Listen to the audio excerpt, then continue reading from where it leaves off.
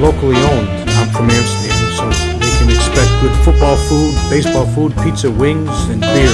You know, you can bring your kids in, you know, they can play pool or play the video games, or they can sit with you and watch TV too, because you got the TVs in every dining room. It's such a place that you can come in with your family and sit down. And again, it's family oriented because it's family owned. When you walk in here, it's like a TV show, Cheers. Everybody knows your name, and you can expect that from in here because everybody knows everybody else. Welcome back, everyone, to another edition of the Sideline Guys. Alongside Michael Kelly, I am Adam Schinder. We're here at SidelineGuys.recordernews.com, brought to you, as always, by our friends at Crystal Ristorante at 72 Lion Street in Amsterdam.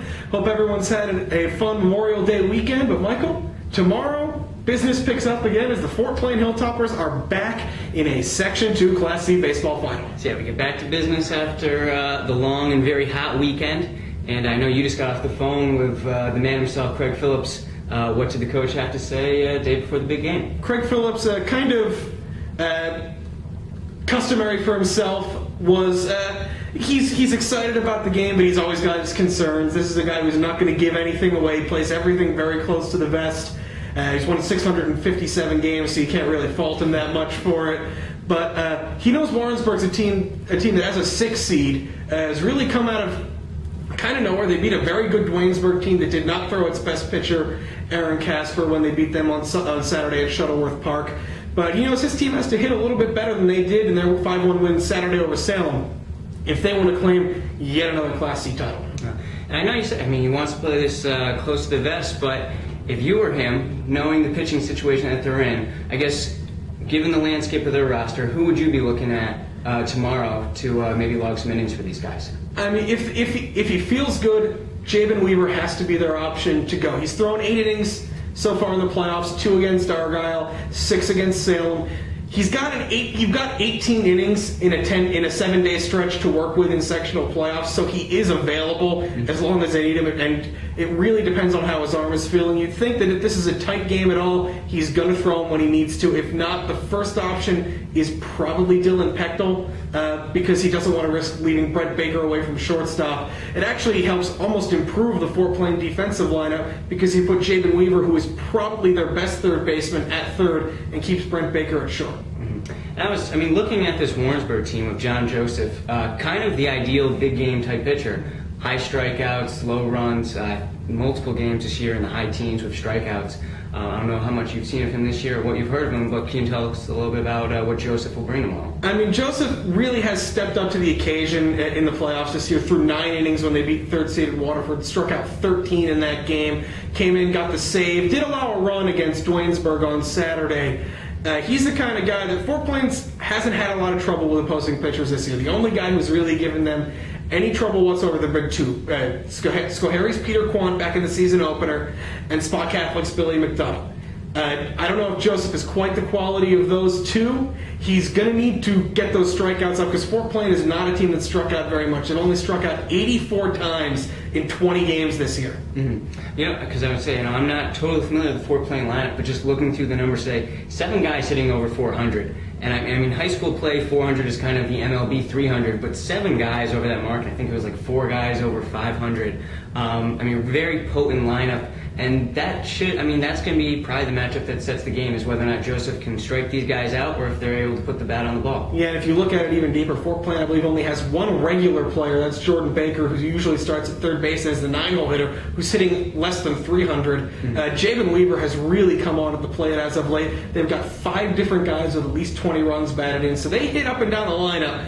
And they've got Ashton Parker and Chris Downs hitting 7th and 8th, who can probably hit the ball farther than just about any 7 and 8 hitter in all of Section 2. If either of those guys gets a hold of the ball, it can go a long way. And that could be an interesting thing to see at Joe Bruno Stadium, because it's not a small ballpark, but if it's a warm day like it has been the last few days, the ball will carry there. I was actually there the other night for one of the Class AA games. And I think it was a stretch of 3 or 4 batters right in a row, all right off the left field wall, except for the one that actually got over the wall for a home run. So you're right.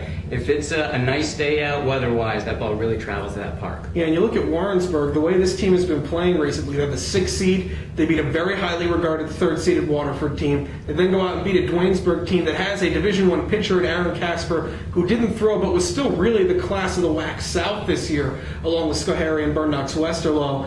And it's a team that Craig Phillips is very, very wary of. They got a veteran coach in Rex Reynolds that he respects a whole lot. And it's an interesting team because they've got a leadoff hitter in Justin Baird, who's really come on as the playoffs started. Was 4 for 5 in their 9-inning win over Waterford. This is a team that is an interesting matchup and an interesting name as well. The 3rd straight time that Fort Plain is playing a team in the Class C finals with a bit of a fun name, the Warrensburg Burgers. Last year, the Greenwich Witches. 2 years, and in 2009, the Waterford Fortians. So they're 1-1 against these teams so far. We'll see if Fort Plain can add yet another sectional title, 9th overall, 6th since 2004. It's a very, very impressive feat. Mm-hmm. And I think, I mean, you mentioned Warrensburg coming into this game on a hot streak, but this is kind of the fun of sectionals, that these teams join up from different leagues. You don't maybe necessarily know what each of these teams has because they don't really play each other. And Warrensburg's coming in, they've won 10 of 12 games, and those 2 games they lost were back-to-back, kind of sandwiched in the middle. So this is a team, you know, they upset the 2 and the 3, but maybe they shouldn't have been the 6. Maybe this is just how good they are. Yeah, the Adirondack League's been kind of up and down. Fort Plain's beaten 2 of them already. The top team in the Adirondack League, Fort Anne, undefeated, went down in the Class D sectionals where they were the number 1 seed. And it's kind of interesting to see that of all 6 classes in Section 2, there are just 2 number 1 seeds remaining as we head to the finals. They're the 1 and 2 teams from the WAC North, as it always seems to be, Spa Catholic and Fort Plain. You really can't say enough about the job that Fonzie Lambert and Craig Phillips do year to year. And it's very interesting to see in a year of total parity that these 2 teams are still standing. Well, like you said, it really speaks to the coaching because these 2 teams, they always show up and they always do what's expected of them, which, especially at the high school level with 16, 17-year-old kids, that really says a lot that they show up and they do what they're supposed to. Yeah. Tomorrow, 4 o'clock, Joe Bruno Stadium in Troy. It's the first of a doubleheader. Second game is Lake George and Cambridge for the Class Double C title. The winners of the C and Double C games will meet Friday, 4 o'clock at Veterans Memorial Park, Geyser Park in Saratoga for the right to go to the state playoffs next week. We'll have more on that and plenty more later in the week. Until then, for Michael, I'm Adam. We're the Sideline Guys. We're brought to you by Crystal Ristorante. And we'll see you next time at sidelineguys.recordernews.com.